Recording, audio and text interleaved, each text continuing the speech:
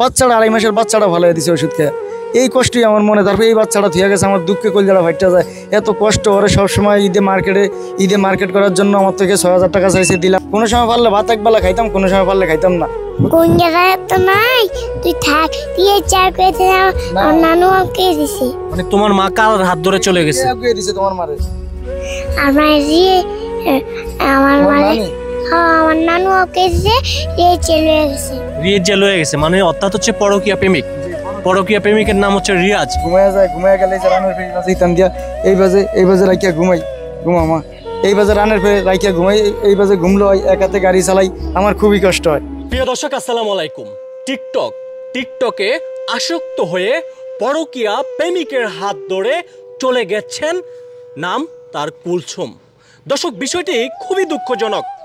স্বামী শখ করে স্ত্রীকে মোবাইল কিনে দিয়েছিল। স্বামীকে বারবার বলেছিল আমাকে একটা মোবাইল কিনে দাও না, কিন্তু যেই কথা সেই কাজ। স্বামী শখ করে স্ত্রীকে মোবাইল কিনে দিয়েছে, কিন্তু সেই স্ত্রী যেই কাজটা করলো, বিষয়টি দুঃখজনক। মাত্র 4 বছরের শিশুটাকে রেখে মা কি করে পারলো পরকীয়া প্রেমিকের হাত ধরে চলে গেছে? তার বুকটা কি একবারও কাঁপলো না? আরে, যে কুলসুম পরকীয়া করে প্রেমিকের হাত ধরে চলে গেছেন, এই সন্তানটি তো আপনি জন্ম দিয়েছেন। যদি ভিডিওটা দেখে থাকেন, এই সন্তানটি তো আপনি জন্ম দিয়েছেন, 10 মাস 10 দিন গর্ভে ধরেছেন, কিন্তু আপনি এই সন্তানকে রেখে কিভাবে চলে গেলেন? আপনার সন্তানের জন্য কি একবারও মায়া লাগে না? আপনার চোখে কি একটু পানি আসে না? আপনার স্বামী অটো চালায় শখ করে 22,000 টাকা দিয়ে মোবাইল কিনে দিয়েছিল আপনাকে। স্ত্রীর পুণ্যটা পূরণ করেছে স্বামী, তারপরও পরকীয়া প্রেমিকের হাত ধরে চলে গেছেন। আপনার বুকটা একবারও কাঁপলো না? ছি, বিষয়টা খুবই লজ্জাজনক। বেচারা, আমরা সামাজিক যোগাযোগ মাধ্যমে দেখতে পেয়েছিলাম ঠিক এই অটো ধরে এবং ভোলার শহরে আনাচে কানাচে অলিতে গলিতে এই শিশুটাকে নিয়ে রিক্সা চালিয়ে জীবিকা নির্বাহ করছেন। যখন দুপুর টাইম হয়, এই শিশুটাকে নিয়ে খাবার খেতে চায় হোটেলে, একসঙ্গে বাড়ি ফিরে এই অবশ শিশুটার তো চোখে ঘুম চলে আসে। দর্শক, আমরা একটু কথা বলতে চাই এখানকার স্থানীয় যারা রয়েছেন। এখানেও তো একজন মা দাঁড়িয়ে আছে। আপনি তো একজন মা কি করে পারলো এই অবশ 4 বছরের সন্তানকে রেখে যেতে পারলো? আসলে সে কেমন মা, একটু বলবেন আপনি? সে স্বভাব চরিত্র খারাপ। যদি স্বভাব চরিত্র খারাপ না হয়তো 23,000 টাকা দিয়ে একটা মোবাইল কিনে দিছে। আচ্ছা। তারপরে সে প্রত্যেক সপ্তাহে ফেরিয়ালা দরজায় আসতো। সে নতুন নতুন জামা কাপড় পরতো। সে স্বামী এখনো পুরানো একটা লঙ্গি পরন আছে।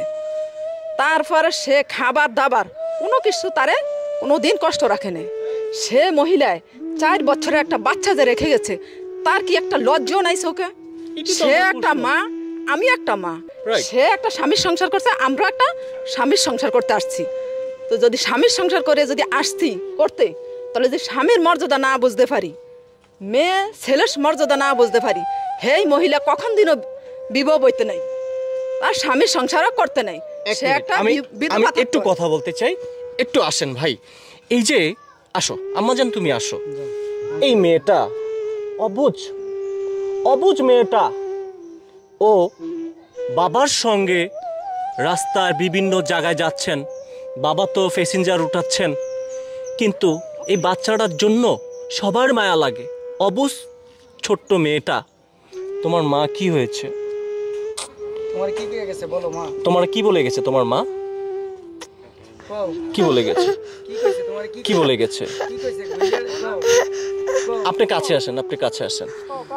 কি বলে গেছে? কি বলে গেছে তোমার মা? তোমার কি কইছে কও? নাই, তুই থাক, আমার নানু আমাকে দিছে, দিয়ে চলে গেছে। মানে বলেছে, মানে মেয়েটাকে বলেছে যে তুই, আমি গুইঙ্গারের থেকে আয়, তুই থাক, এটা বলেছে? কও আবার কও। কার কাছে গেছে? রিয়েজের সাথে। কার লগে গেছে? মানে ছোট্ট মেয়েটা অবুঝ, ঠিক মতো কথা বলতে পারছে না, শুধু এতটুকু বলে গেছে মা শেষবারের মতো সন্তানকে, তুই থাক, আমি গুইঙ্গারের থেকে আসি। চিন্তা করছেন, একটু ওঠেন।